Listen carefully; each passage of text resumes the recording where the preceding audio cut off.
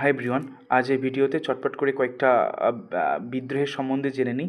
বিদ্রোহের সাল তারিখ এবং তাদের সাথে সংগঠিত ব্যক্তিবর্গের নামগুলো আমি বলবো, যেটা পরীক্ষার জন্য খুবই গুরুত্বপূর্ণ হতে চলেছে। ঠিক আছে?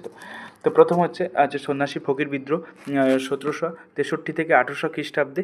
মজনু শাহ, মুসা শাহ, চিরাগ আলী, দেবী চৌধুরী রানী। তারপর হচ্ছে কোল বিদ্রোহ 1831 থেকে 32, নেতা হচ্ছে বুদ্ধ ভগত, জোয়া ভগত। তারপর হচ্ছে তোমার সাঁওতাল বিদ্রোহ 1855 থেকে 56, সিধু কানু, চাঁদ ভৈরব, ডোবন মাঝি, কালো, প্রামাণিক। ঠিক আছে? একা আন্দোলন, এটা পরীক্ষায় খুব আসে, মাদারি পাসি। ঠিক আছে? 1921 থেকে 22 খ্রিস্টাব্দে। তারপরে হচ্ছে তোমার সাঁওতাল বিদ্রোহ বলেছি। সেপাই বিদ্রোহ 1857 সালে, এটা খুব ইম্পর্টেন্ট, এটা একটু পুরো একটা ডিটেলস ভিডিও হয়ে যাবে এই নিয়ে। তো ঠিক আছে। তারপরে হচ্ছে তোমার পাইক বিদ্রোহ 1817, বিদ্যাধর মহাপাত্র 1817 সালে হয়েছিল। তারপর হচ্ছে রামসী বিদ্রোহ 1875। রামসী বিদ্রোহ তোমার হচ্ছে দাদা সাহেব ফাড়কে মেবি। তারপর হচ্ছে তোমার মোপলা বিদ্রোহ 1921 খ্রিস্টাব্দে, কেরালার সৈয়দ আলী, সৈয়দ ফজল। তারপর গান্ধীজি তিনটে সত্যাগ্রহ করেছিল। চম্পারণ সত্যাগ্রহ 1917, খেদা সত্যাগ্রহ 1918, আহমেদাবাদের মিল ধর্মঘট 1918।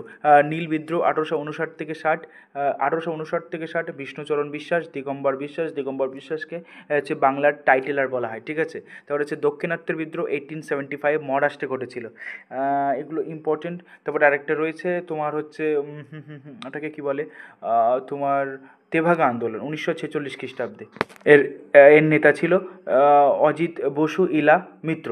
ঠিক আছে? তো তারপরে হচ্ছে তোমার বারাণসী বিদ্রোহ হয়েছিল 1781 খ্রিস্টাব্দে। তারপর চুয়ার বিদ্রোহ, দুটো বিদ্রোহ আছে, একটু মনে রাখার চেষ্টা করবে। একটা হচ্ছে চুয়ার বিদ্রোহ 1799 থেকে 1800। ঠিক আরেকটা বিদ্রোহ আছে এরকম, তোমার হচ্ছে মুন্ডা বিদ্রোহ, সেম একই সাল, প্রায় 100 বছর পরে, 1899 থেকে 1900। চুয়ার বিদ্রোহ 1799 থেকে 1800। আর হচ্ছে তোমার কী বলে, মুন্ডা বিদ্রোহ 1899 থেকে 1900। মুন্ডা বিদ্রোহের বিরসা মুন্ডা। আর চুয়ার বিদ্রোহের নেতা ছিল তোমার ঘাটশিলার জমিদার তথা ঘাটশিলার জগন্নাথ সিং, তাই তো? হ্যাঁ, জগন্নাথ সিং। তারপর আরেকটা হচ্ছে বারাণসী বিদ্রোহ, বললাম তো, এর আছে 1781 চৈত সিং। তো এই পর্যন্তই। Thank you.